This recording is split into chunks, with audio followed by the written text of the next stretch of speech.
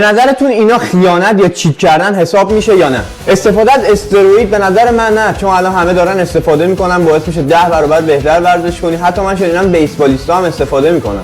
دیدن فیلم‌های خاک بر سری به نظر من نه، به خاطر اینکه سینگلا هم دل دارن بالاخره دیگه، ولی کلا چیز سرطانیه، سعی کنید سمتش نرید. پارتنرتون با یه نفر دیگه برقصه، صد البته، اصلا چه لزومی داره پارتنر من بخواد با یکی دیگه برقصه؟ به نظر من چی حساب میشه؟ رسوندن جواب امتحانا به نظر من که خیلی کار خوبیه، یه مشارکت تیمیه، با هم همفکری میکنید به جواب میرسید، حتما انجام بدین. البته معلما میگن نه، ولی خب من معلم نیستم. صحبت کردم با پارتنر قبلی، به نظر من که خیانت حساب میشه، چون اون رابطه شکست خورده. سمت آدمای آشغال کلا نرید. پارتنرتون با یکی دیگه بره بیرون، صد البته، چه لزومی داره پارتنر شما با کسی دیگه بخواد بره بیرون؟ اگه دیدید پارتنرتون داره با کسی دیگه میره بیرون، اون رابطه تموم شده است. به نظرتون کسی که فیلمای خاک بر سری میبینه داره چیت میکنه یا خیانت میکنه یا نه؟